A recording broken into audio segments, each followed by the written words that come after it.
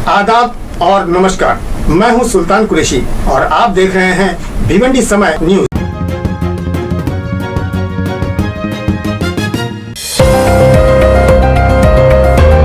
काल सुरेश म्हात्रे बाळे यांनी काल्हेरला जाऊन एक स्थानिक बिल्डरांच्या साईडवर जाऊन तिथे आमचा वर्दस्त आहे असं विधान केलंय।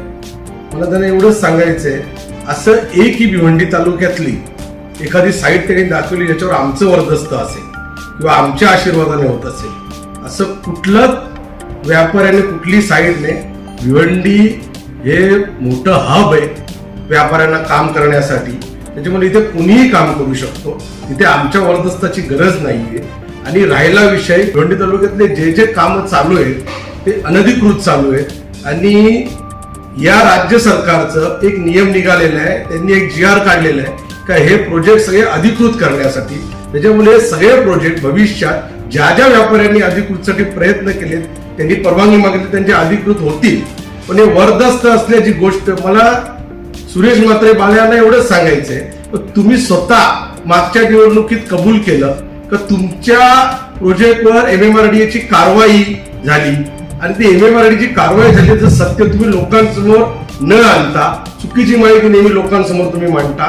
तिथल्या स्थानिक शेतकऱ्याची मी माहिती घेतली, वखारे म्हणून, त्यांनी तुमच्यावर, माझ्याकडे त्याचे डॉक्युमेंट आहेत, त्यांनी तुमच्यावर एक गेल्या 2 वर्षापासून तुम्ही त्याच्यावर अन्याय केलाय, त्याची जागा घेतलेली आहे, त्याचे भाडं दिलेलं नाहीये, त्याच्यामुळे त्यांनी ते MMRDA तक्रार केली होती आणि त्यांनी तुमच्यावर कारवाई केली होती। तुम्ही स्वतः कबूल केले तर माझ्या 5 प्रोजेक्टवर मी स्टे घेतलेला आहे, म्हणजे स्वतः अनधिकृत काम करायचं आणि दुसऱ्यावर बोट दाखवायचं। दुसऱ्यावर बोट दाखवताना 4 बोट आपल्याकडे आहेत याचा आपण विचार करत नाही।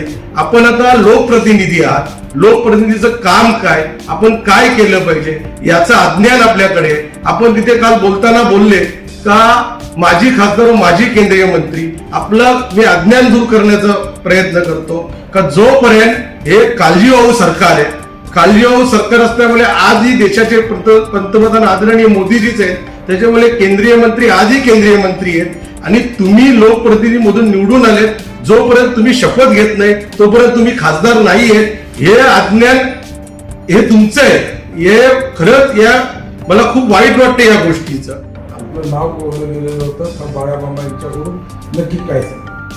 मला सुरेश म्हात्रेंना एवढंच सांगायचंय, काल्हेरचं जे प्रोजेक्ट आहे त्याच्यात आदरणीय केंद्रीय मंत्री तुपले साहेब आणि माझा कुठलाही काही संबंध नाही। उलट त्यांनी त्या प्रोजेक्टचे पेपर काढावे, तो प्रोजेक्ट त्यांच्याच नेत्यांचा आहे, त्यांच्याच नेत्यांच्या पेपरवर ऍग्रीमेंट होतात त्या प्रोजेक्टचे, म्हणून माझी त्यांना विनंती आहे की रीतसर त्याचे पेपर काढावे आणि आमचा त्याच्यात एकही कसलाही संबंध नाही आणि त्यांच्या या वक्तव्यावर आम्ही रीतसर कायदेशीर कारवाई करत आहोत। रीतसर आम्ही आमच्या ऍडव्होकेटशी बोललेलो आहोत, आम्ही रीतसर नोटीस त्यांना याची पाठवण्यात येईल।